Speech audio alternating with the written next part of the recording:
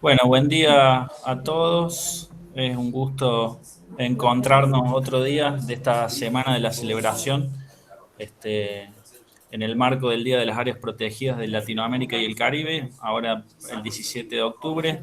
Hoy tenemos una serie de charlas más que interesantes, así que vamos a dar inicio rápidamente. Mi nombre es Alejandro, yo los saludo desde el Centro de Formación y Capacitación de la Administración de Parques Nacionales.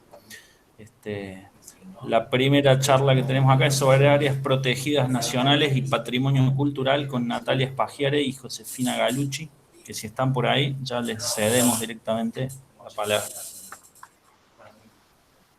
Bueno, acá estamos. Ahí se conectó Cecilia. Ahí estamos, a ver. Bueno, a ver si retomamos el orden inicial que habíamos suspendido por un programa técnico. Cecilia.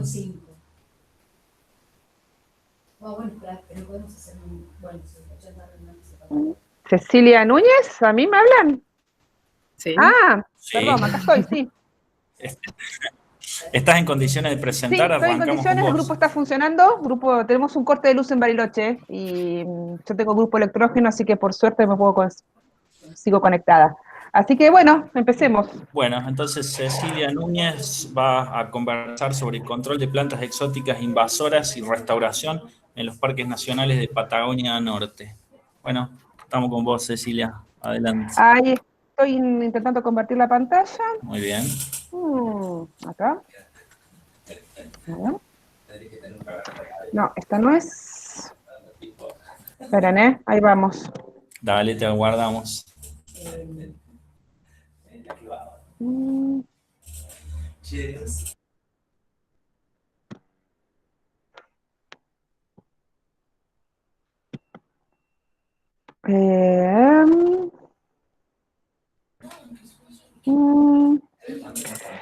Ahí estamos, ¿me ven? Ahí se ve. ¿Ven la pantalla? Está bárbaro. Perfecto. Sí. Bueno, buenas tardes a todos. Mi nombre es Cecilia Núñez, trabajo en la Dirección Regional Patagonia Norte y les voy a contar, como acaban de mencionar, sobre el control de plantas exóticas invasoras y restauración en los parques nacionales de la Patagonia Norte. Bueno, como saben, las invasiones biológicas son un grave problema para la conservación. A nivel mundial son la segunda causa de pérdida de biodiversidad, precedida solamente por la destrucción de hábitat. Así que son realmente un grave problema. Para recordar y para poner en tema a los que quizás no tengan tan presente, vamos a empezar con algunas definiciones. Por ejemplo, hablando de qué es una especie nativa, a qué nos referimos cuando hablamos de especies nativas, y hablamos de nativas cuando, respecto de las especies que se han originado y han evolucionado como especie en un lugar determinado, o han llegado de forma natural, por vectores y por rutas naturales, esto es sin la intervención humana. Por otra parte, una especie exótica es aquella especie que ha sido movida de su lugar de origen por la acción humana, ya sea voluntaria o accidental, y se ha logrado establecer exitosamente en un nuevo lugar. Además, tenemos a las que llamamos invasoras, que son aquellas especies exóticas que se han tornado muy abundantes en el lugar al cual han llegado y causan impacto económico o ecológico. Entonces es importante saber que no todas las exóticas, no todas las especies exóticas son invasoras. Algunas de las exóticas se pueden volver invasoras y un problema. Por supuesto, el ser humano tiene un gran rol en todo esto porque introduce estas especies, ya sea de forma accidental o voluntaria, como hemos mencionado.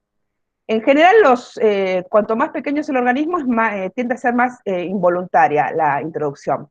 Por ejemplo, la mayoría de los invertebrados, los que llamamos bichos, han sido introducidos de forma accidental, salvo casos muy concretos de fallidos controles biológicos o algunos polinizadores de cultivo.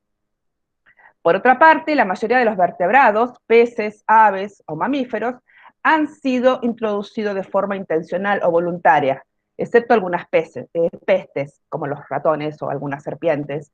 y en general se han introducido por razones de, por ejemplo, el ganado, para la caza o como mascotas. Y en el caso de las plantas, la gran mayoría han sido introducidas de forma voluntaria por su gran variedad de usos, ya sean ornamentales, medicinales, cultivos, forestales, etcétera, excepto algunas malezas o plantas que se vuelven malezas. Una definición rápida de maleza es cualquier planta que crece donde no queremos. Bueno, cuando una planta o un organismo se vuelve súper abundante en un nuevo lugar, causa problemas.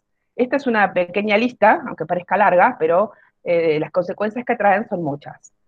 Básicamente, al volverse dominante, reemplazan a las especies nativas o las desplazan, alteran procesos ecosistémicos que son fundamentales, tales como la productividad, el ciclo de nutrientes, la hidrología o el régimen de disturbios. También en algunos casos hibridizan con especies nativas, causando contaminación genética. Traen acarreadas pérdidas económicas, ya sea por disminución o pérdida de superficies de cultivo, o de uso para ganado, o de uso recreativo. O también causan daños a estructuras. En la foto inferior pueden ver una especie que es súper agresiva y que tiene la característica de penetrar paredes y destruirlas, con lo cual para las edificaciones es un gran problema. Además, hay otras que causan perjuicio a la salud humana o de animales, ya sea porque pinchan o, digamos, o dan alergia. Y por supuesto traen aparejados altos costos de mitigación y control. Bueno, acá tenemos el mapa de Argentina con las diferentes áreas protegidas y se está señalado en el círculo el área de la Patagonia Norte donde trabajo, y por supuesto, lamentablemente ningún área protegida escapa a esta problemática. Y desde el punto de vista justamente de las áreas protegidas, además de toda la lista de problemas que pueden causar las especies invasoras, tenemos este que es la homogeneización de las floras. Al las plantas distribuirse en todo el planeta, podemos tener el mismo paisaje en distintos lugares del mundo. Por ejemplo, arriba a la derecha ven una fotografía del Parque Nacional Nahuel Huapi con una hermosa presencia de retamas, pinos, lupinos, vinagrillo, bueno, una cantidad de especies exóticas que son llamativas, pero que si vamos, por ejemplo, a Oregon, Estados Unidos, en las fotos de abajo, vemos los mismos pinos y las mismas retamas. O vamos a Torres del Paine y vemos unos hermosos lupinos, que son hermosos, pero no son de ahí. Y si vamos a California, también tenemos el mismo paisaje. Con lo cual trae aparejada una desvalorización de las especies autóctonas y una pérdida de lo que podríamos decir la identidad ecológica. Lo cual eso no es nada bueno para las áreas protegidas. Entonces, ¿qué hacemos? Bueno, como para encarar un plan de acción sobre las especies invasoras, tenemos que decidir cuáles especies vamos a controlar, en qué lugares, qué métodos vamos a aplicar, etc. Y para esto, en la administración de parques se han desarrollado diferentes tipos de documentos que nos ayudan en la elaboración de los planes. Uno de los primeros fueron los lineamientos estratégicos para el manejo de especies exóticas, la PN, que muchos deben conocer, y que fue muy bueno porque nos guía, pone estándares, define términos para que podamos hablar un lenguaje en común, y otra cosa buena es que establece o define cuáles son las opciones de manejo. Básicamente prevención, que es evitar que llegue la especie, la detección temprana, que es agarrarla cuando todavía no avanzó o no se expandió, erradicarla, si es posible.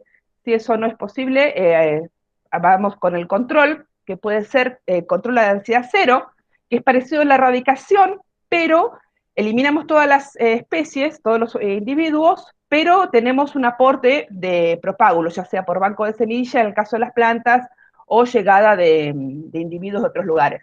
Entonces el control se debe continuar. La otra opción es el control de contención, que es, bueno, tratar de que el problema no se expanda. También tenemos la mitigación, que no apunta tanto a la especie en sí, sino a proteger el valor de conservación que queremos cuidar. Una población particular o algún edificio por cuestiones culturales o lo que sea. Y también, por supuesto, está la opción de no intervenir, que es una opción, una buena opción siempre y cuando esté dentro de un plan y esté justificada. Por otra parte, en Patagonia tenemos una gran cantidad de especies vegetales. Se cuentan alrededor de 300 o 400 especies exóticas, de las cuales al menos la mitad son invasoras. Hay muchas situaciones, desde pequeñas invasiones hasta grandes avances, y por supuesto hay recursos limitados. Para ello, para poder organizar esta gran complejidad, se elaboró una herramienta, un sistema de priorización de plantas y de poblaciones. Esto ayuda a elegir de entre una gran cantidad de especies cuáles son prioritarias para el manejo y además, en relación a las poblaciones, bueno, cuáles sitios o cuáles poblaciones van a ser también prioritarias para el manejo en función de las características del área protegida. Bueno, y una vez que sabemos qué especies vamos a manejar y en qué lugares, empezamos con el control. Un control ideal, tenemos un ecosistema original, acá pueden ver una representación de diferentes especies, no sé si se ven las flechitas, con diferentes, o sea, un ecosistema variado y sin presencia de exóticas. Pero llega una exótica, que está representada por el triángulo azul, invade, se vuelve abundante, entonces decidimos tomar acciones y eliminamos a la especie. Miren, acá lo tenemos a Thorin con su espada, que nos ayuda a controlar los pinos en la estepa. Lo controlamos y se recupera el ecosistema original. Genial, aplaudimos, final feliz, comemos perdices. Pero, lamentablemente, en la vida real esto no suele ocurrir. Las cosas no son tan fáciles porque el manejo es difícil, costoso y además debe sostenerse a largo plazo. Por otra parte, hay los llamados legados o historias del lugar que dificultan o impiden el retorno a las condiciones originales. Por ejemplo, existe sinergia entre exóticas e invasoras secundarias o invasiones secundarias, o sea, las exóticas ayudan entre sí, o bien sacamos una exótica y viene otra. Por ejemplo, un ejemplo típico del norte de la Patagonia es, se eliminan los pinos, pero llega la retama. Se elimina la retama y se llena de cardos. Bueno, esto tiene que ver con que suele haber un gran banco de semillas de especies exóticas y pocos propágulos de nativas, y además suele haber cambios en el suelo, ya sea por compactación, contaminación, exceso de nutrientes y una gran modificación de la microbiota. Esto hace que necesitemos también asociar a estos proyectos de control la restauración ecológica. Por lo tanto, digamos, en parques consideramos que el manejo de plantas exóticas en general, o sea, en su gran mayoría, en la mayoría de los casos, debe estar asociado a acciones de restauración ecológica, dado que los usos previos, los mismos efectos de la invasión o mismo las acciones de control alteran la resiliencia de los ecosistemas nativos. O sea, si no ayudamos a la recuperación, el ecosistema nativo no se recupera. Aquí podemos ver algunas fotografías de compañeros de parques trabajando en el control de diferentes especies exóticas, y como ven también hay un mapa, pues las acciones de control tienen que estar muy bien planificadas y además documentadas, con lo cual los mapas hechos en GIS son de gran ayuda para definir cómo se va a hacer el avance del control y además tener registro de lo que se va haciendo. Y bueno, como la restauración es fundamental, cobra cada vez más importancia el rol de los viveros y de los jardines botánicos. Se necesitan especies nativas, las especies adecuadas según el lugar, la cantidad de ejemplares, un buen estado sanitario de las plantas para poder favorecer las acciones de control. Y favorecer la restauración. Así que, bueno, es muy importante apoyar estos proyectos de viveros en parques nacionales para poder favorecer la restauración. Y no solo con el caso del manejo de exóticas, sino, por supuesto, también incendios, sobrepastoreo y, bueno, y los disturbios que ustedes saben. Bueno, con esto termino y les agradezco mucho por su atención. Muchísimas gracias, Cecilia. Excelente presentación. Abrimos ahí un espacio de unos minutos para intercambios y por ahí consultas respecto de la temática. Por ahí algo que a mí se me ocurre puntualmente es si cualquier exótica puede convertirse en invasora, digamos. Digamos que todas pueden tener una cierta potencialidad, pero no hay características intrínsecas tanto de la especie como las características del ecosistema que hacen que no todas las exóticas sean invasoras. De hecho, no, digamos, muchas no lo son, ni lo van a ser. Por ejemplo, acá tenemos el caso de las rosas de jardín, que, digamos, es muy poco probable que se vuelvan invasoras. De todos modos, hay mucha ecología atrás para determinar justamente cuáles especies tienen potencialidad de ser invasoras. Y el cambio climático también ayuda y dificulta la predicción. Muy bien, gracias, Cecilia. Gracias a vos. Yo tengo una pregunta. Sí. ¿Cuán complejo, cuán difícil es aplicar la herramienta esta de priorización que comentaba Ceci? Tratamos de hacerla relativamente sencilla, pero básicamente tenemos problemas técnicos, porque son una serie de preguntas que hay que ir contestando, y no es muy práctico. Tenemos ahora planillas Excel, y hay que transformarlo en algo que sea más práctico. Pero la idea es a que sea sencillo, digamos. Son una serie de preguntas que se le asigna un puntaje, y en función de eso se enumeran las especies, se califican. Pero después nos tenemos que hablar, Leo. Dale, gracias. Che, muy linda la presentación. Bueno, gracias.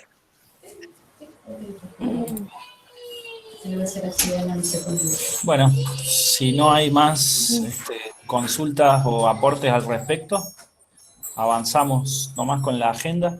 No sé si está Javier por ahí, si no, iremos con Natalia y Josefina.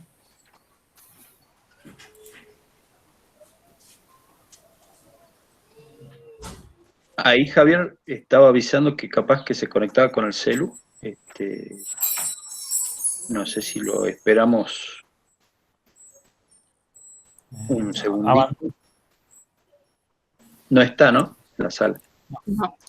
Avancemos con Natalia Spaghiari y Josefina Galucci, que van a conversar sobre áreas protegidas nacionales y patrimonio cultural.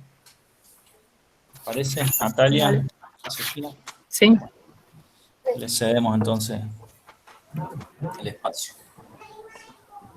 Bueno, buenos días a todos. Gracias por participar de esta serie de reuniones. Voy a compartir pantalla, así comenzamos. Bueno, mi nombre es Natalia Spaghiari, trabajo en la Dirección Técnica de Conservación. Bueno, esperen un segundo.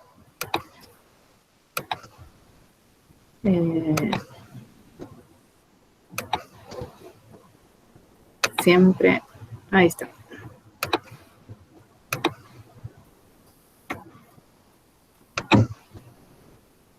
¿Ahí están viendo? Ahí se ve y se escucha. Todavía no. Perfecto. Ahí está.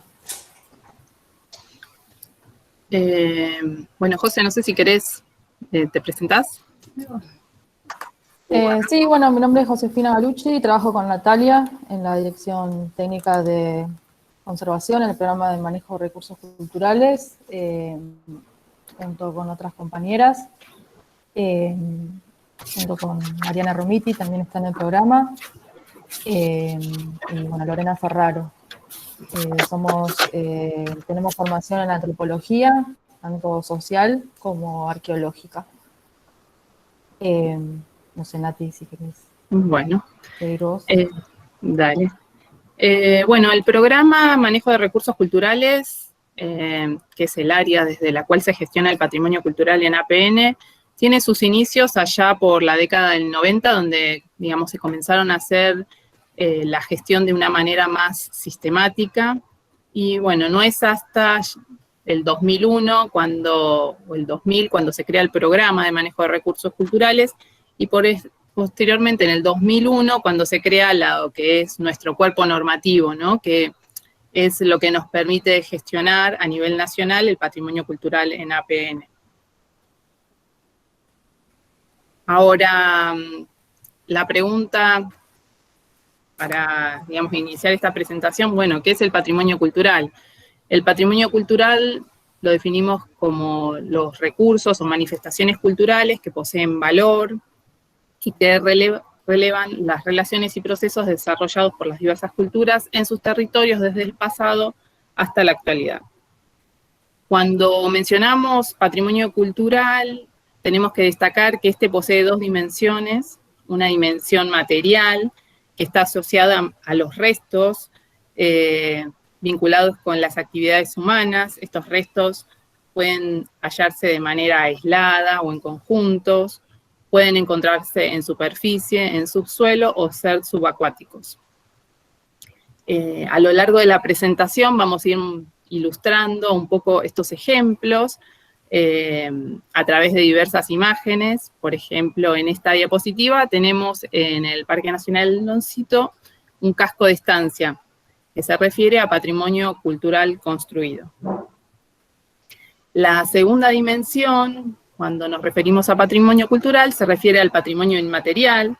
En este caso nos referimos a usos, representaciones, conocimientos, que los diversos grupos humanos lo vinculan con su identidad.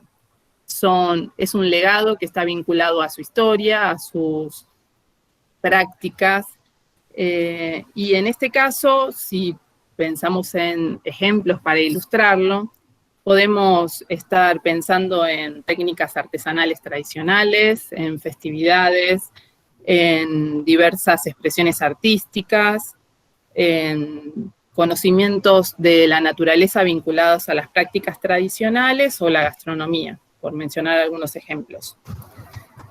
Entonces, a la hora de gestionar el patrimonio cultural dentro de las áreas protegidas, lo que vamos a tener es una gran diversidad de recursos y de manifestaciones. Y a nivel institucional, lo que vamos a estar trabajando es en conocerlo, conservarlo y difundirlo.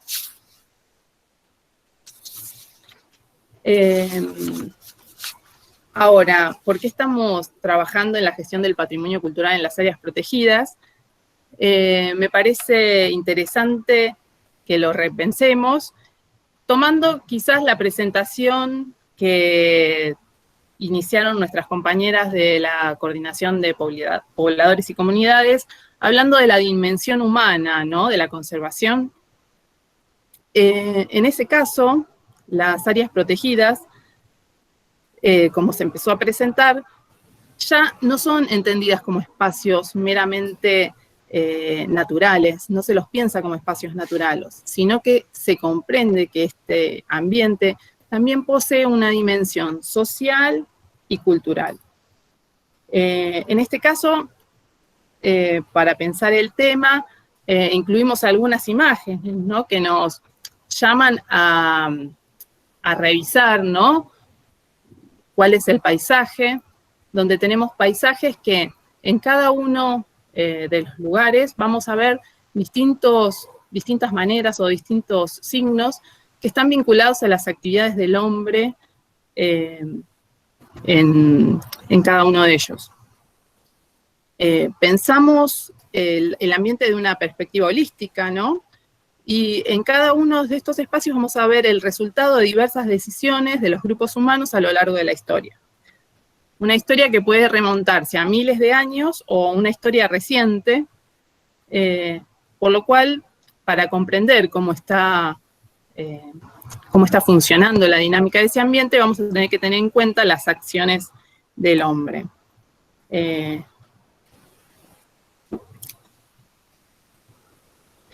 Y cuando nos referimos a las acciones del hombre, nos preguntamos, ¿no? Y entonces, ¿cuál es la relación entre patrimonio y las poblaciones locales? Bueno, aquí nosotros estamos proponiendo que los proyectos de manejo de recursos culturales se abran desde una perspectiva participativa, donde en cada uno de los espacios o proyectos va a haber diversas instancias y diversas situaciones en las cuales se van a generar digamos, espacios de trabajo participativos. Espacios que van a depender de sus características según cuál sea el objetivo del proyecto, pero en cada uno de ellos siempre hay una instancia donde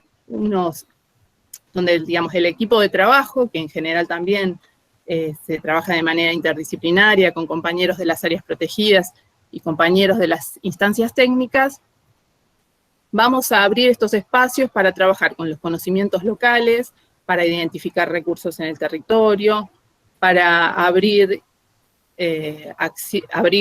recursos al uso público, para conocer un poco más acerca de los recursos culturales y la perspectiva local acerca de ellos y de la historia.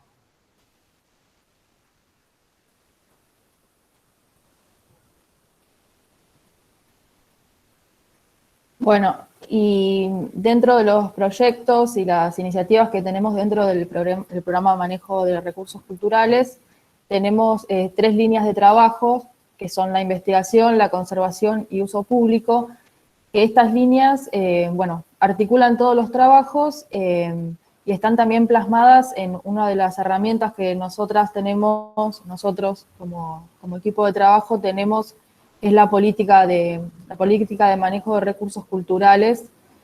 Y bueno, la investigación comprende, bueno, el relevamiento, el registro y la documentación de estos recursos materiales, pero también de las manifestaciones culturales. En esta línea de trabajo, la investigación comprende, bueno, todas las acciones que apuntan al conocimiento sobre estas expresiones culturales, puntualmente para conocer y saber las historias de la ocupación y los usos del espacio, retomando, bueno, la idea que compartió Natalia de pensar los espacios no solamente desde una perspectiva natural, sino también de una mirada social, cultural e histórica, como también plantearon las compañeras de pobladores y comunidades. En este sentido, ahí trajimos un ejemplo, que es la imagen de la izquierda, que es la investigación de un proyecto de conservación que se desarrolla en Iguecalel para saber cómo se construyeron determinadas edificaciones en el área de uso público, en el marco del ambiente, ¿no? ¿Qué materiales, qué uso se le hizo al espacio? Y por otro lado, bueno, una excavación arqueológica en Patagonia. La segunda línea de trabajo es la conservación, que implica, bueno, la evaluación de estos recursos culturales,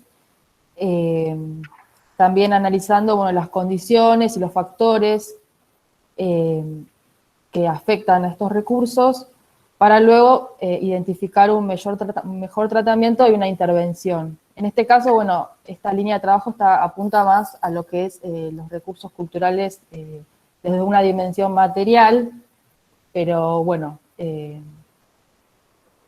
también, o sea, estamos intentando, una línea de trabajo es empezar a comprender esta dimensión inmaterial que tiene el patrimonio cultural. Pero bueno, específicamente acá la conservación apunta, bueno, a un estado, un estado y unas condiciones y factores que afectan a los recursos materiales.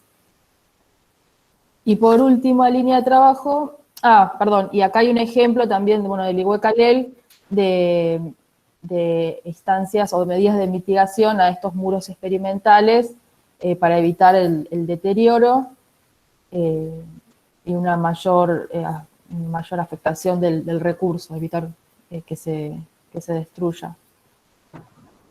Y por último, la tercera línea de trabajo es la que nosotras denominamos uso público, que bueno, es la puesta en valor de los recursos culturales pero también comprende instancias participativas con poblaciones locales, como pueden ser, bueno, como están ahí unos ejemplos, cartelerías. La imagen de la derecha es la feria en Iguazú de artesanos guaraní. Es todo lo que implique difusión al público, pero también instancias participativas con fines educativos o recreativos. En general, esta línea de trabajo se trabaja o se desarrolla en conjunto con las distintas instancias de educación ambiental, tanto de Casa Central o de la Dirección Nacional o de las direcciones regionales. En este sentido, bueno, la investigación permite el uso público porque tenemos esta información para saber qué contar de las áreas protegidas, cuáles fueron los usos, y así implementar diferentes medios interpretativos como la cartelería, folletería o visitas guiadas. Estas son las 3 líneas de trabajo que generalmente son transversales a todos los proyectos que desarrolla el programa.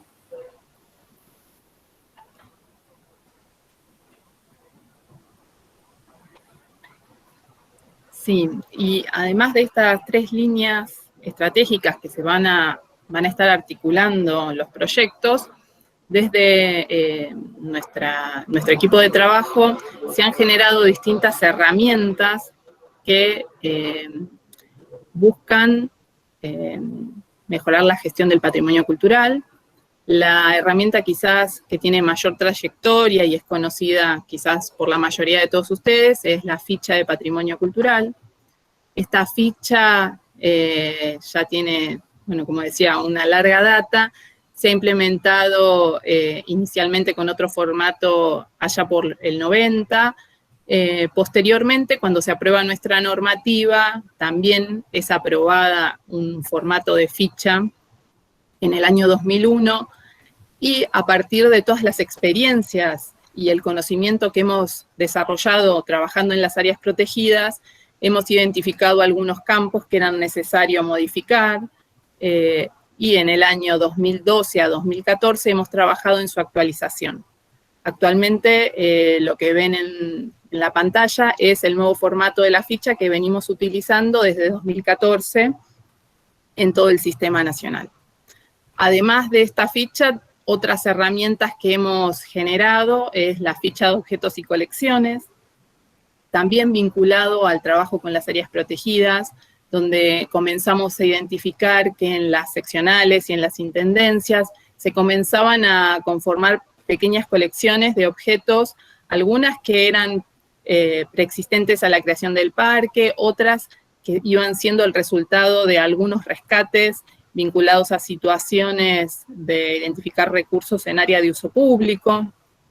Así que bueno, ahí comenzamos a trabajar en la ficha de objetos y colecciones, que desde el año 2018 está aprobada y estamos comenzando a ponerla a prueba en las distintas áreas. Otra de las herramientas es la ficha para relevamiento de patrimonio construido, porque bueno, también uno de los componentes más importantes que tenemos a nivel sistema es el patrimonio construido. Entonces, bueno, ante la necesidad de tener un relevamiento de cuáles son sus patologías, su estado de conservación, ir algo más al detalle de este tipo de patrimonio, comenzamos a trabajar dentro del equipo en una ficha de relevamiento que complementa a la de patrimonio cultural. En este caso, la hemos aprobado recientemente, hace un poquitos meses, así que ahora nos toca como empezar a ponerla a prueba y comenzar a hacer instancias de capacitación en las áreas para que todos tengan la posibilidad de conocerla y aplicarla. Por último, tenemos la ficha de patrimonio cultural inmaterial, que intenta abordar esta otra dimensión, ¿no?, del patrimonio, como les mencionaba al principio. Esta ficha la tenemos, digamos, trabajada y discutida a nivel del equipo nacional, pero estaba planeado ponerla en práctica, ponerla a prueba durante este año, y bueno, con la situación de la pandemia ha quedado relegada para el año que viene. Veremos cuando estén dadas las condiciones de comenzar a aplicarla y hacer algunas pruebas para ver si ese formato que tenemos elaborado hasta el momento se aplica de manera eficiente en nuestro sistema. Bueno, hasta acá les comenté estas fichas. Nosotros también a veces generamos otro tipo de documentos. Se ha trabajado en conjunto también con la Coordinación de Pobladores y Comunidades en un manual, por ejemplo, de historia oral, que en ese caso se establecen conceptos y metodologías que colaboran en la formulación de proyectos o posteriormente en la realización de entrevistas o talleres participativos.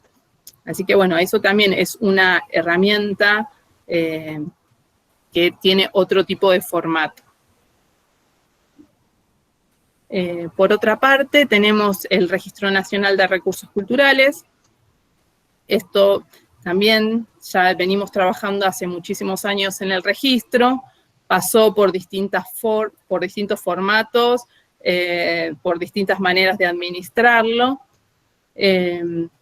Se aprueba formalmente en el año 2001, cuando se aprueba también en nuestro cuerpo normativo, y actualmente desde el 2012 funciona en el marco del CIB, así que a partir del año 2012-2014, ya todos los responsables de patrimonio cultural de las direcciones regionales tienen acceso a este registro para poder hacer consultas y carga de datos. Bueno, acá tenemos para compartir algunas imágenes de cómo se compone nuestro registro. Por el momento tiene aproximadamente unos 700 recursos. Vemos que, bueno, la región que tiene mayor porcentaje por el momento, ¿no? Según la información ingresada, es la región centro. Luego le siguen Patagonia Norte, Patagonia Austral y Noroeste y Noreste, que son las regiones, digamos, con menor porcentaje.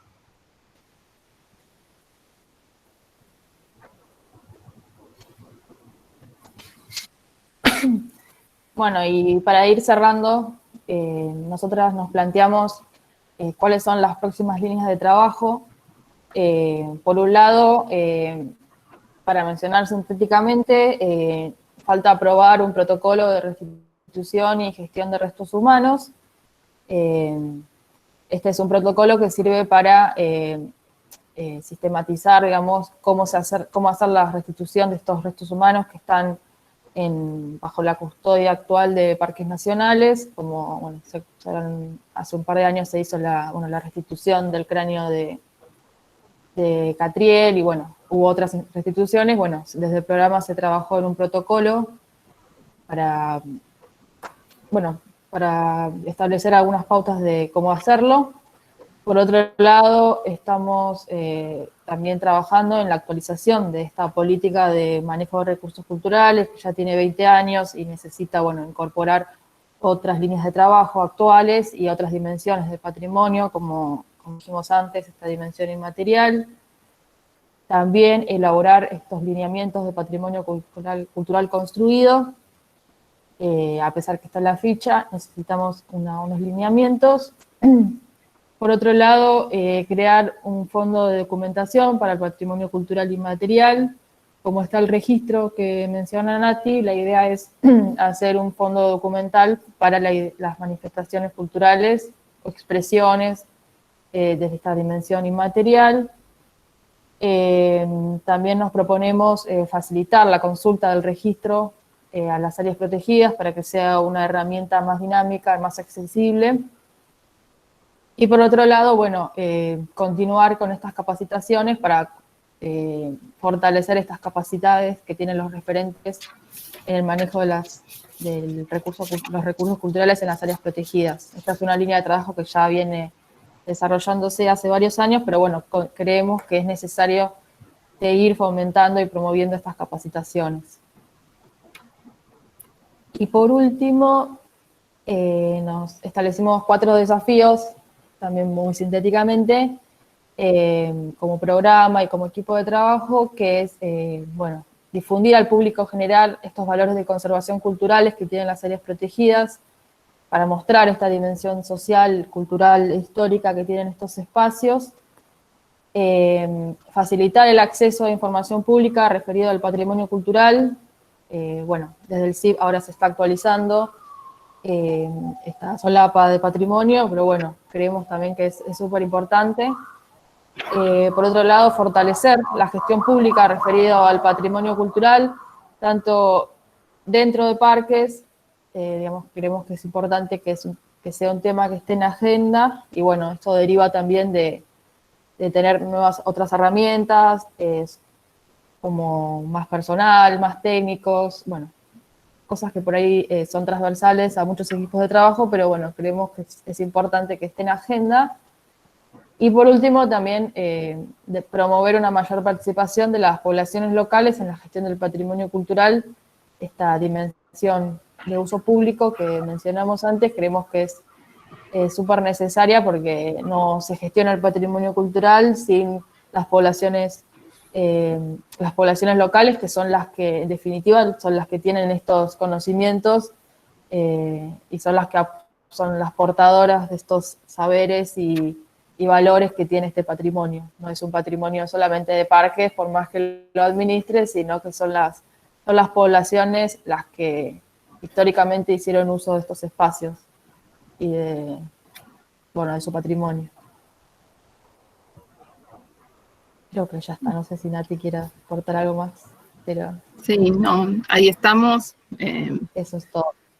Sí, esperamos haber sido claras y sintéticas y dar lugar, no sé si quieren alguna pregunta. Tenemos muchos desafíos como equipo, pero bueno, planteamos esto. Muy bueno, Natalia, Josefina, muchas gracias por la presentación.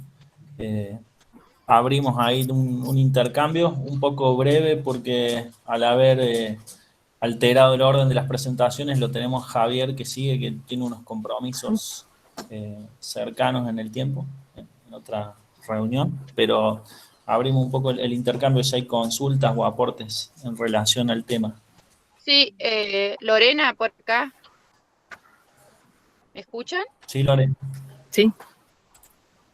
Sí, mira, por ahí una consulta, que es una cuestión por ahí en relación a la presentación anterior del tema exóticas. Hay una cuestión que se está dando que no sé, no he visto, digamos, lineamiento y demás, pero es una cuestión de consulta, digamos, respecto a lo que es, cuando damos esta última dimensión, digamos, de lo que está incorporado y de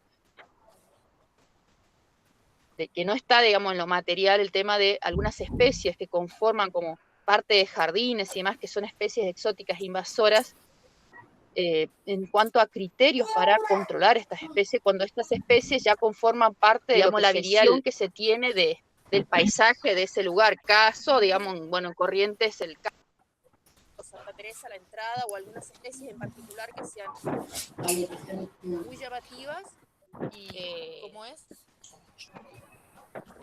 Y tengamos que controlarlo porque son altamente invasoras, digamos, ¿no? Si hay algunos lineamientos sí, eso es un punto. Respecto a estos, los criterios respecto a esto, ¿no? Y básicamente no nos ponemos de acuerdo. Tenemos diferentes visiones. En Lihuecalel también tuvimos este mismo tema. Desde el punto de vista de la conservación biológica, mi opinión es hay que sacarlas si son invasoras y dañan al ambiente natural. Pero por supuesto, en general las chicas de recursos culturales no están tan de acuerdo. Sí, es un tema en el cual tenemos esto que seguir conversándolo porque por ahí, como ya se comentaba en la presentación anterior, no todas las especies se comportan de la misma manera en cada uno de los lugares. En general, cuando se incluyen estas especies, en general, en los jardines, tienen un cierto manejo. El problema es que en algún momento se dejan de mantener y entonces ahí se transforman quizás en invasoras. Pero bueno, sí es un punto que tenemos en agenda de una temática que necesitamos desarrollar en cuanto a alineamientos, pero bueno, lo cierto es que tratamos de ir avanzando de a poco porque la verdad es que no somos tantos y bueno, a veces uno no llega a avanzar, ¿no? en tantas temáticas específicas que tiene el programa. Y ahí Alberto comentaba que... Sí, creo que es un tema por ahí que tendríamos que trabajar, sí, porque por ahí puntualmente muchas de las especies o los focos de invasión empiezan en áreas, digamos, de cascos o áreas de uso público y demás, donde un poco se pierde el control porque prepondera el uso público, digamos, a veces, y a veces la gente está muy atenta, bueno, si un árbol o alguna especie particular llama mucho la atención, a veces la gente, digamos, o todo el mundo se saca foto con algún ejemplar de árbol que sea muy, digamos, muy llamativo y esa especie demuestra un comportamiento altamente invasor, más allá, digamos, del rango digamos, del área de uso público y se tiene una capacidad de dispersión muy amplia porque empiezan a haber un montón de animales que empiezan a comer de los frutos, se complica por ahí. Entonces, por ahí no sé de qué manera podríamos ver, porque a veces no hay especies que podamos reemplazar, que puedan tener el mismo porte como para reemplazar la fisonomía, digamos, del espacio, ¿no? Que puedan comportarse de una manera similar a nivel de porte y demás, como puedan reemplazar, digamos, la foto, por así decirlo, o lo que era, digamos, en el paisaje, ¿no? Sí, es algo que tenemos que discutir. También depende, es muy caso por caso, porque, digamos, hay situaciones particulares que se tienen que ver, pero no es algo en lo cual estemos de acuerdo todavía. Es algo que tenemos que, básicamente no estamos de acuerdo. Entonces hay mucho para discutir. Bueno, perfecto. Muchas gracias. Bueno, de nada. Alejandro está muteado. No se escucha.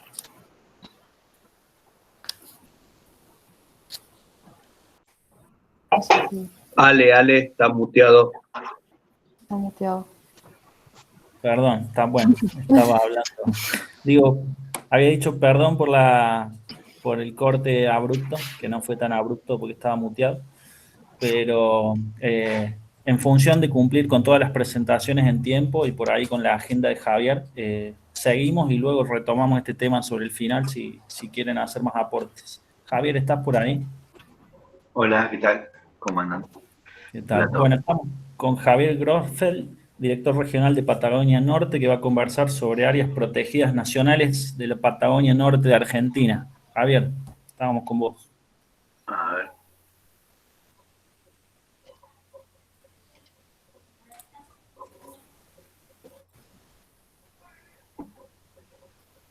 ¿Se ve? Sí, ¿Se escucha y se ve bien? Se escucha y se ve bien. Bueno, muchas gracias por la invitación, Leo. Me parece como que está muy bueno que entre la gente de parques nacionales empecemos a ver las distintas áreas de otras regiones, qué es lo que se hace, aprender de las distintas experiencias. Así que me parece un lugar de intercambio muy bueno, así que muchísimas gracias. Bueno, a mí me toca presentar los parques nacionales que dieron origen al sistema de áreas naturales protegidas a nivel nacional. Lo cierto es que dentro de Patagonia Norte tenemos ese gran corredor de áreas naturales protegidas que conservan muy bien nuestros bosques del norte de Patagonia, que además están agrupados en una reserva de la biosfera. Es muy fácil empezar por ahí, pero vamos a empezar por los pequeños parques que tenemos en los ecosistemas donde el sistema está realmente muy mal representado, vamos a decirlo, porque si se fijan bien dentro de parques nacionales, que digamos que tienen una política de Estado en cuanto a la preservación de los recursos naturales, si se fijan bien los ecosistemas de la estepa patagónica están muy bajamente representados en cuanto a la superficie. Hay áreas protegidas provinciales muy grandes, por ejemplo, Somoncura es el área protegida más grande del país, creo, con más de 2,5 millones de hectáreas, pero en el cual la presencia de la provincia de Río Negro en este caso es muy bajos, son esas reservas que son de papel. Entonces vamos a ver primero esos parques que... A ver, voy a ocultar esto. Esos parques menos conocidos y que justamente en este contexto de epidemia, de pandemia, mejor dicho, van a ser más visitados. La Sierra del Igualcalel, nuestro único parque nacional en La Pampa, si bien estamos haciendo esfuerzos como para poder ampliarlo a la zona del Caldenal, este parque nacional es de 32.000 hectáreas, ahora lo vamos a ampliar un poco más, y conserva 2 ecosistemas de la estepa patagónica, de la estepa y del monte, del monte y del Caldenal, me pasé. En el cual, a mí lo que me gusta de este parque nacional, cuando lo visité, yo estoy dentro del sistema de parques nacionales hace poquito, es la posibilidad cierta de ver fauna. Realmente es un parque nacional en el cual muy fácilmente uno puede ver las especies de valor especial y tiene unos senderos muy agradables para visitar, no sé si en el verano intenso, pero durante prácticamente todo el año. Y distintas propuestas para los visitantes.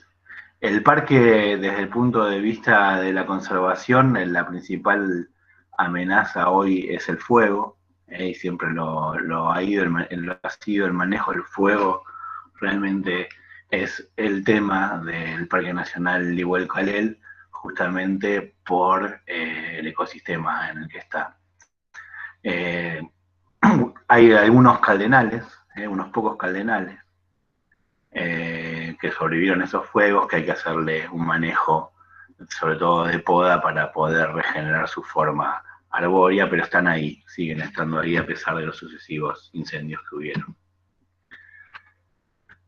El Parque Interjurisdiccional Marino Costero de Patagonia Austral, el PIMCA, es un parque que nosotros gestionamos conjuntamente con la provincia de Chubut, a través de una comisión de manejo, en el cual básicamente la provincia de Chubut tiene su injerencia sobre la zona terrestre y parques nacionales sobre la zona marina costera, y se inserta dentro de la Reserva de la Biosfera Patagonia Sur.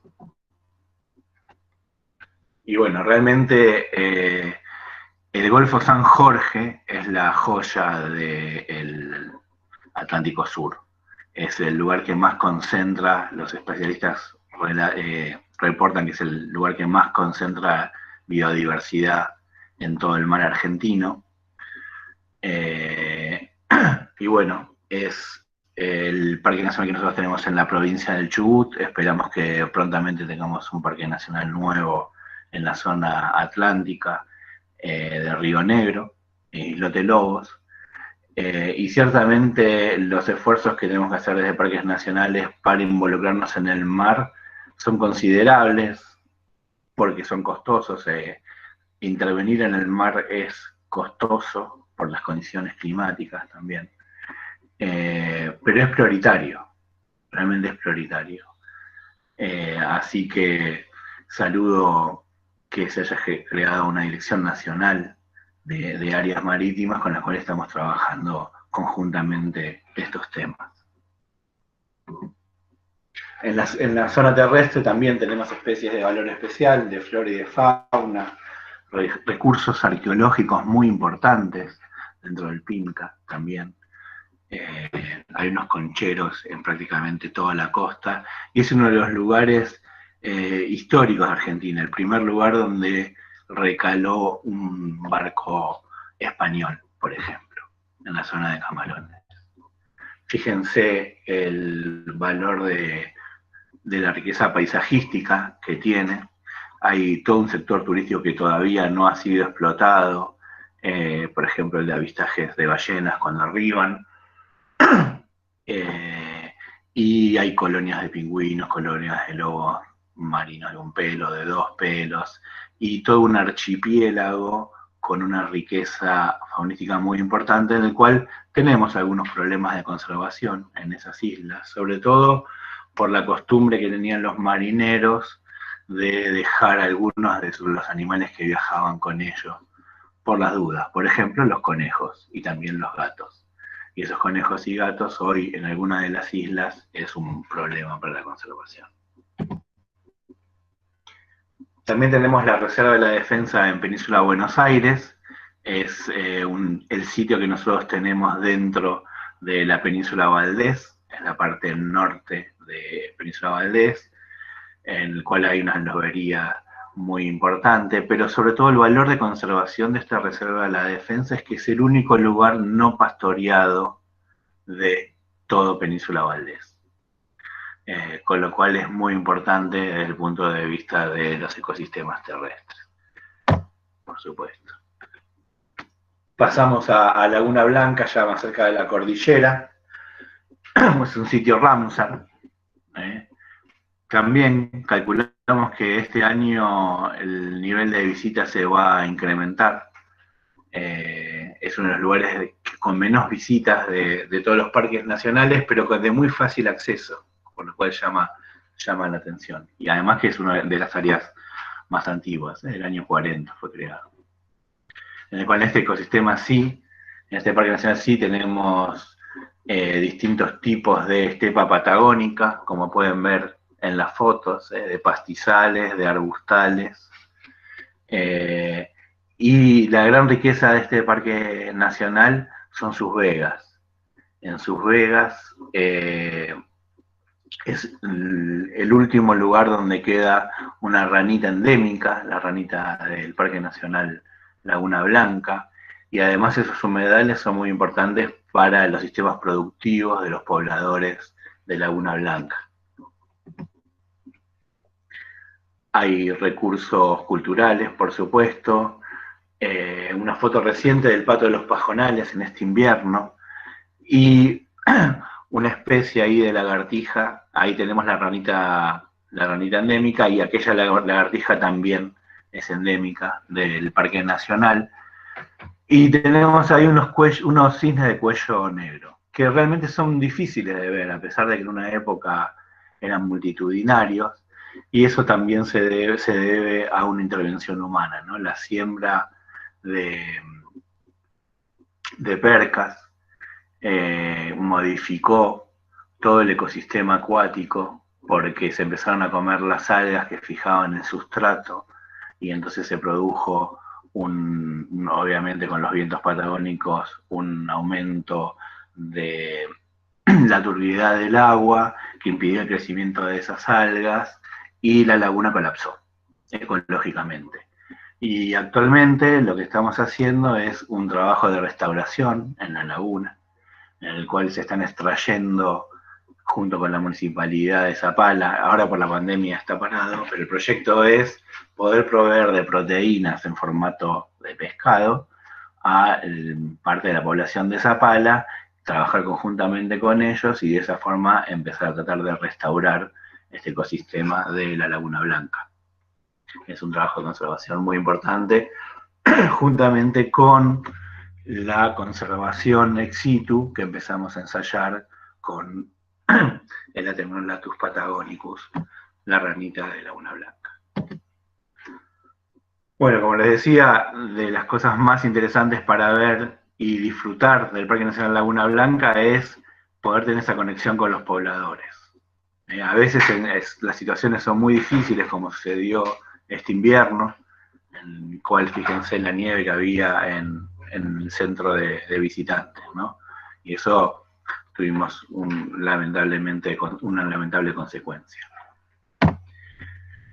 Y podemos pasar a los más famosos, ¿no? De los parques nacionales de Patagonia Norte, que forman parte de la Reserva Andino Norpatagónica, el Parque Nacional Lanín, en el cual se conservan los ecosistemas de Pehuen con las poblaciones asociadas, poblaciones de fauna y de flora, y también las poblaciones mapuches que históricamente vivieron asociadas al ecosistema Pehuen.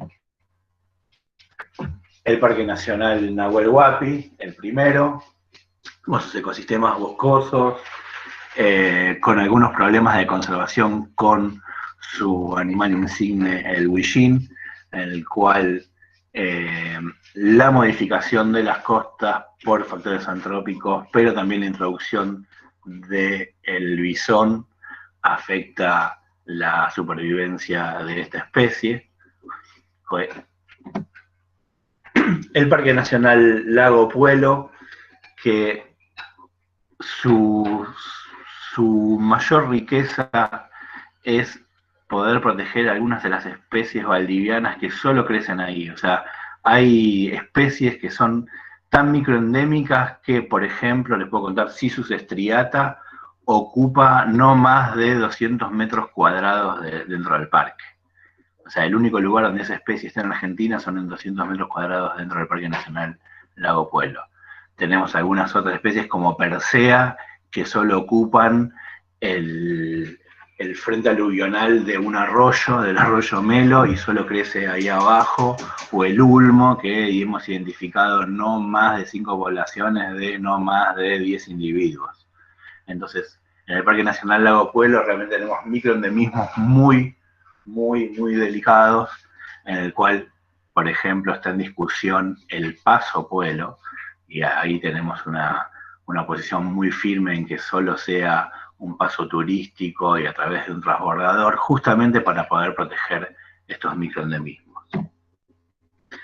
Bueno, el Parque Nacional Los Alerces, que recientemente fue incorporado a los sitios del Patrimonio Mundial, que obviamente protegen las poblaciones más importantes de alerces que hay en Argentina, pero que no son las únicas. Hay un montón de poblaciones de alerces. Y en el cual también, en el Parque Nacional Los Alerces tenemos poblaciones viables de huemul, que son prácticamente observables con regularidad en el Cerro Riscoso, a pesar de algunos problemas que podemos llegar a tener ahí con las poblaciones humanas, con la interferencia que hay en general en toda la distribución de huemul, con los perros, con las vacas, con problemas sanitarios. Es una de las especies más amenazadas que tenemos dentro de Patagonia Norte. Pero yo quería llegar a este punto, ya que estamos todos, o todos no, pero todes, perdón, que allegados a los parques nacionales. A mí siempre me interesan estas preguntas, ¿no? Como, ¿para qué uno hace lo que hace? ¿No? Entonces, ¿para qué nos sirven los parques nacionales de Patagonia? Y por supuesto que vamos a hablar de la conservación de todas estas especies, con la conservación de los recursos culturales. Pero me parece que ante la sociedad hay que llevar una discusión muy clara al respecto. Esto es un homenaje a Aquino. Y por supuesto que el deber de parques nacionales es impedir que los hombres echemos a perder estas maravillas.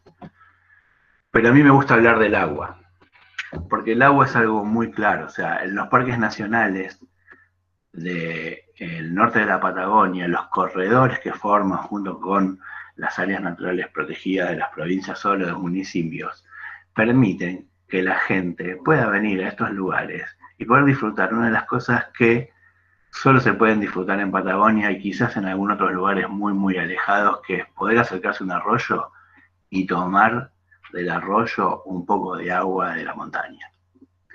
Eso tiene un valor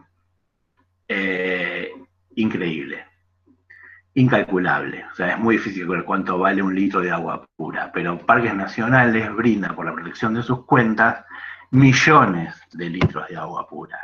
Y también, por supuesto, en las zonas de estepa. ¿A qué voy con esto? Fíjense esa foto. ¿Saben qué es eso? Ese es el río Limay.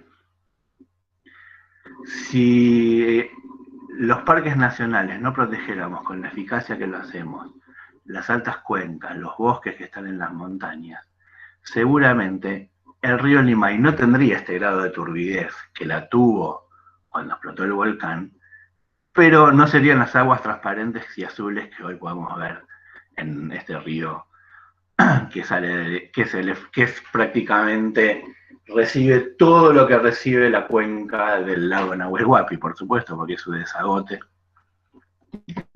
Y eso tiene consecuencias aguas abajo. Fíjense lo que sucedió con la represa Licura en esa oportunidad, ¿no? En junio del 2011. Los costos asociados a depurar el agua, a bajar la turbidez. No hablemos de los costos que sería perder el suelo, que tampoco que es incalculable, pero con el agua uno puede medir. ¿Por qué? Porque los sistemas productivos del Alto Valle y de los ríos, de los valles de la estepa patagónica, que producen manzana y peras de exportación, por la calidad del agua, justamente, gracias a la calidad del agua, ese costo la sociedad no lo conoce. Ese valor es el agua pura, acá como en Patagonia siempre el agua fue pura, la gente no asocia que ese servicio ambiental que brindan los parques nacionales es lo que le permite abrir la canilla y poder tomar agua directamente del lago. Y de esas cosas tenemos que hablar también cuando hablamos de conservación. Y por supuesto que además los parques nacionales es la base de la principal actividad económica regional, que es el turismo, al menos en la zona cordillerana. Y de eso también tenemos que hablar. Y después, por supuesto, que tenemos conservar, que es nuestra misión, conservar la biodiversidad de esta isla biogeográfica. Eso también es muy interesante. Los bosques patagónicos uno los tiene que pensar como una isla. Por eso tenemos tantos números de endemismos, al menos a nivel de especie. ¿Por qué es una isla? Porque son bosques que no estuvieron rodeados por una estepa o un semidesierto permanente o por el mar del otro lado. Los compartimos con Chile. Y esa isla biogeográfica permitió, además de estos endemismos, que algunos pueden ser muy vistosos, ¿no? Como la araucaria, pero otros no tantos, como ese senecio que está ahí abajo a la derecha, o estas especies de flores tan bonitas, también permiten el desarrollo de una economía. Fíjense el yao yao, ahí a la derecha. Ese yao yao es el hongo a partir del cual las investigaciones de Diego Lipkin demostraron que se desarrolló, es el origen de la levadura de la cerveza lager. La cerveza lager es el 90% de la cerveza que se fabrica en el mundo porque es la cerveza industrial. O sea, que la cervecería industrial se desarrolló gracias a una levadura de unos hongos que se conservan en estos parques nacionales. Y eso tampoco lo hablamos, y me parece que es muy importante de hablar. Y bueno, a ver, tenemos la fauna, ¿no? Y acá esto sí es importante porque tenemos especies amenazadas, muy amenazadas. El pato de los torrentes, entre ellas también por el bisón, esta relación, lo puse acá abajo, el huillín con el pato de los torrentes, uno pensaría que no tendría nada que ver, pero tenemos al bisón. Y el bisón preda sobre los dos, compite sobre los dos. No sabemos todavía cómo, lo estamos investigando, y eso es muy interesante, la posibilidad que nos brindan los parques, que a pesar de que tenemos, ya lo van a ver, el 50% de la investigación que se realiza dentro de los parques nacionales, se realiza dentro de los parques nacionales de Patagonia Norte, todavía nos da la posibilidad de encontrar nuevas especies, como me pasó a mí cuando encontré aquel caracolito cerca del lago Puelo. Y otra valoración, otro servicio ambiental que brindan nuestros parques es, por ejemplo, en sus especies rapaces. Fíjense allí abajo, me olvidé el nombre de la especie, el caburé con un colilargo, ¿no? O sea, lo que siempre hablamos, cómo la naturaleza nos puede permitir a los humanos poder tener también una mejor calidad de vida. Y bueno, también tenemos dentro de los parques nacionales muchísimas comunidades del pueblo mapuche, que ustedes ya saben, tuvimos distintos tipos de relaciones dentro de la Administración de Parques Nacionales a lo largo de su historia con ellos, pero que hoy a través de la política de comanejo, tanto en el Parque Nacional Lanín como en el Parque Nacional Nahuel Huapi, podemos tener una comunicación más fluida entre estos saberes de ellos, estos conocimientos y esas necesidades, y nosotros desde la administración. Y creo que el desafío de estos parques nacionales, que hay un montón de áreas de reserva, miles de hectáreas de reserva, es poder lograr que nuestros pobladores criollos, nuestras comunidades, puedan desarrollar un sistema productivo que sea sustentable con algunas de las oportunidades que nos dan los recursos naturales que tenemos. Hay un montón.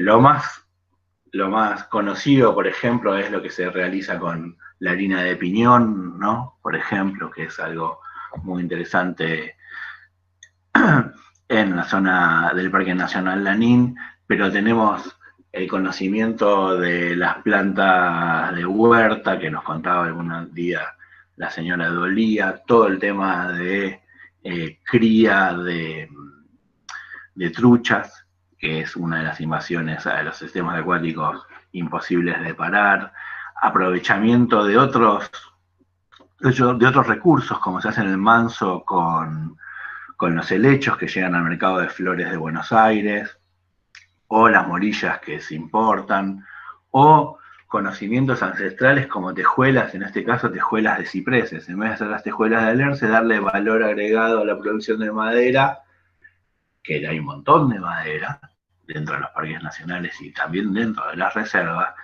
pero no la leña. Vendamos tejuelas de ciprés, si el ciprés hay que enseñar, por supuesto. O veamos la forma de una producción sustentable de bovinos u ovinos o porcinos o animales de granja.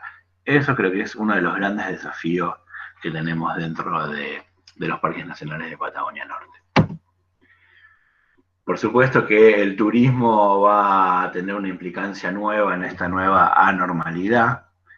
El turismo masivo seguramente va a ser relegado durante algunos años, pero todavía estos parques son tan inmensos que siguen ofreciendo posibilidades para que vengan los turistas a disfrutar de una forma segura.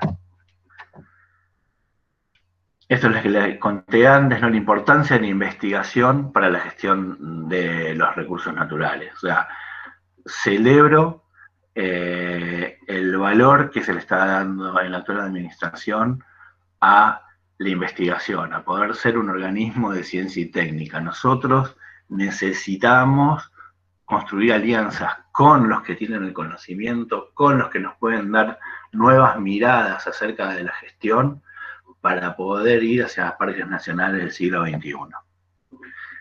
Creo que ese es un gran desafío, porque uno lo ve acá, ¿no? Lo ve acá en Patagonia. La estructura espacial territorial de los parques nacionales fue pensada en la década del 50, o la década del 40. Y nosotros ahora estamos en la segunda década del siglo XXI. Entonces nos tenemos que adaptar a estos tiempos. Solo contarles, miren, la investigación, la importancia de la investigación en Patagonia Norte respecto del total de las otras regiones, es una cuestión histórica, y además que obviamente para los investigadores venir a los bosques de Patagonia siempre es gratificante, vamos a decirlo así. Es más interesante trabajar en estos ecosistemas en el verano, que no llueve, que está lindo, que ir a trabajar al norte con 45 grados, por supuesto. Creo que se refleja por eso, nada más, y por una cuestión histórica. Pero lo que yo esperaría es que los distintos colores, que no son el violeta, crezcan mucho. Eso es lo más esperable. Y creo que a eso debemos apuntar desde la gestión. Bueno, por supuesto, tenemos la suerte de, tanto en Lanín como en Nahuel Huapi, como en la Dirección Regional de Patagonia Norte, tener mucha gente en las cuestiones de difusión, la transmisión de los conocimientos, y ahí tenemos un gran desafío con lo que presentó Ceci, que lamento que me quede sin luz, que son las especies exóticas. Para mí el tema de las especies exóticas es el desafío de la conservación del siglo XXI. Hay que abordarlo con tecnologías y conocimientos nuevos. Eso hay que poderlo comunicar de una manera que la gente comprenda de por qué uno realiza esas acciones. Y es un gran desafío. También, por supuesto, lo que estamos viendo con el COVID, ¿no? La interacción entre el mundo natural y el mundo antropológico, digamos, el mundo del ser humano, esta interacción que, por ejemplo, nos costó la pierna de esta puma que vivía en el Parque Nacional de Iguel-Calel, también tienen que ser abordados, ¿no? La zona de interfaz entre el hombre y la naturaleza. No solo por virus, sino por estas situaciones también, ¿no? También es un gran desafío ese trabajo. Y si las invasiones van a ser un problema el siglo XXI, tenemos que ya empezar a trabajar en cómo vamos a restaurar esos problemas. Y bueno, tenemos realmente varias experiencias que son, si bien son a escala chiquitita, o relativamente chiquita, creo que la más grande es la de Isla Victoria, que abarca algunas hectáreas. El desafío es cómo podemos restaurar esos ecosistemas de la manera más eficiente y más económica. Así que bueno, el desafío está abierto.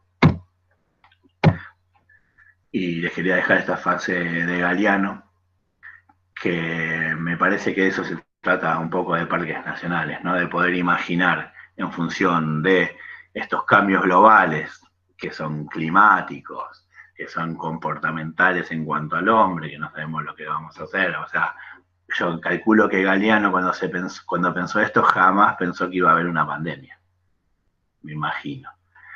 Los parques nacionales lo que tenemos la obligación es de pensar cómo hacemos que estos lugares que son es el bien común, y no solo de los argentinos, sino de toda la humanidad, en el cual nosotros podemos conservar muestras de estos ecosistemas tan ricos, no se queden aislados y puedan ser funcionales en el largo plazo, ¿no? Ese creo que es nuestro desafío.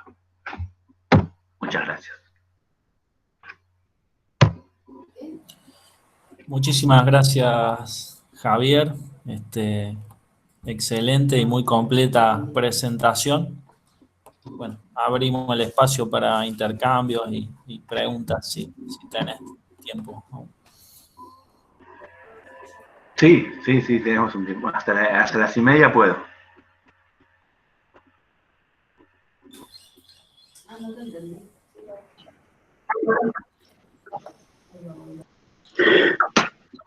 Yo por ahí hago una unión por ahí de las tres charlas, ¿no? Javier tuvo re buena presentación. Me impactó mucho la reflexión del agua. Es más, yo cuando llego a un lugar, lo primero que hago justamente me voy a un río y me mojo la cara, digamos, ¿sí? Porque es una cosa que sí, digamos, es una cosa que me llena mucho el alma, ¿no? Y por ahí con tu reflexión justamente bueno, de preguntarnos, bueno, ¿para qué estamos, no? Y tomando por ahí la pregunta que surgió después de la reunión de la presentación de Natalia y Josefina, digamos, la pregunta de Lorena, digamos, bueno, ¿qué hacemos con una especie exótica y los recursos culturales? Digamos, y Lorena contestó, bueno, todavía no nos ponemos de acuerdo. Creo que justamente hacernos esta pregunta y tener este tipo de reuniones, creo que nos hace ver que lo único que nos tenemos que sentar es un poco a charlar, a hablar, compartir qué es lo que está haciendo el otro y ver cómo podemos justamente pensar imaginarnos ese futuro y construirlo, ¿no?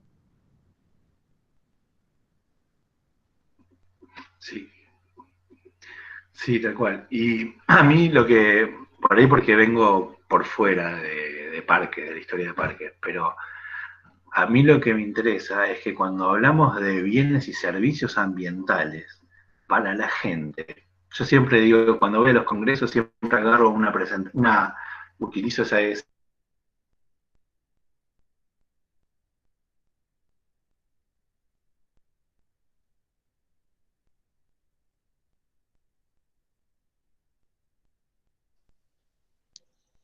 Creo que se cayó Javier, ¿no?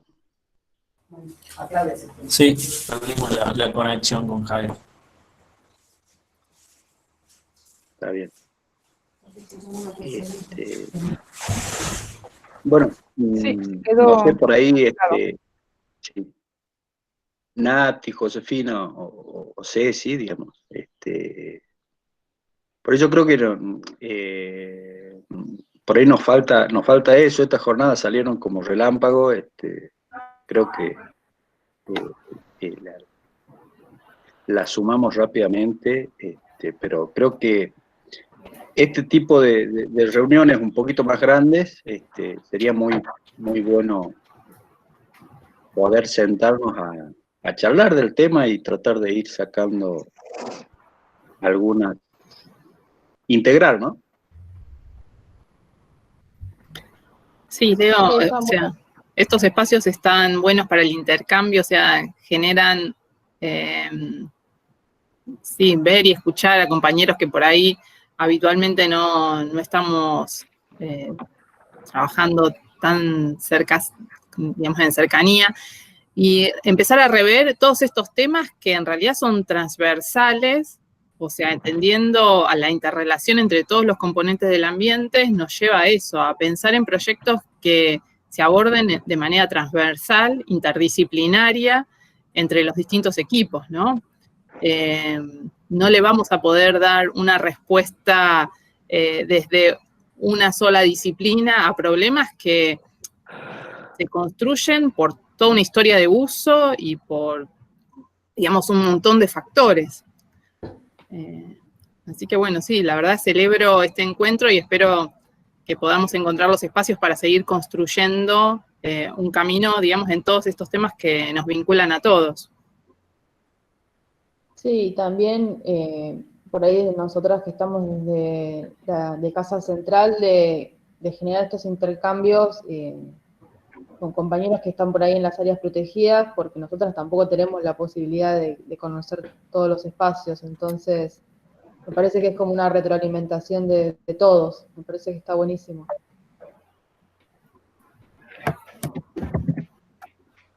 Javier, por ahí Javier, no sé si querés redondear. Lo que yo quería decir es que cuando uno habla de servicios ambientales, ¿te escucha? Sí. Sí. Está el imaginario de que la gente puede entender de lo que uno está hablando, porque nosotros hablamos de eso y nos vamos, ya como que uno lo tiene incorporado. Pero los parques nacionales lo que protegen es el agua. Y hay que decirlo, y también a mí me gustaría, algún día que haya parques nacionales, algún economista, que podamos, no digo monetizar, pero sí calcular el valor que representa eso para la sociedad. ¿Por qué? Porque la sociedad lo que piensa es, ¿para qué le estoy pagando la plata a estos de parques nacionales? Como cuando estaba en CONICET, yo me hacía la misma pregunta, ¿para qué le estoy pagando a la gente de CONICET? Y bueno, entonces las respuestas tienen que estar. Y me parece que ir por el tema de los servicios ambientales reales, o sea, cuánto de la economía de Bariloche depende de que exista un parque nacional o no, y de las condiciones de ese parque nacional. Entonces, esas cosas me parece que algún día las tendremos que abordar, porque es una discusión, no una discusión, pero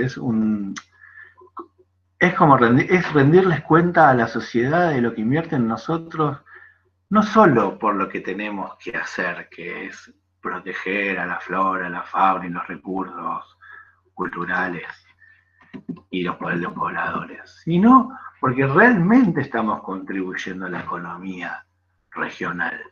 Y la estamos contribuyendo de esta manera, o sea, las hidroeléctricas no gastan la plata que gasta, por ejemplo, Salto Grande o Yacyretá en drenado, porque no lo tienen que hacer, porque no les llega el agua con un montón de suelo disuelto. ¿Se entiende lo que voy? Entonces, ese tipo de cosas nosotros las tenemos que poder decir de una manera que la gente lo entienda, porque es importante, creo yo, es lo que quería decir.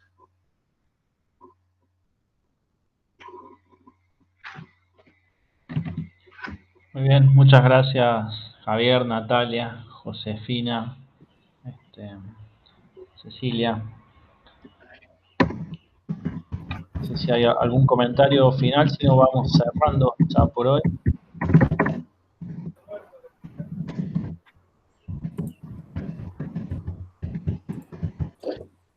Bueno. No, yo nada más agradecer, y por ahí estoy comenzando a pensar como en un gran congreso o encuentro, simposio o alguna cosa de parques nacionales, ¿no? Virtual, digamos, como para comenzar a discutir todas estas cosas, cómo integrar un trabajo, cómo poder comunicarnos mejor, la economía ambiental, digamos, que nombra Javier, también es algo súper de moda hoy en día, y algo que no estamos abordando, ¿no? Pero bueno, agradezco y muchas gracias, y buen fin de. Y por ahí le hago un homenaje a Moisés Corregidor, que hoy se nos fue, del Parque Nacional Carilegua, el tigre del ramal, que descanse en paz.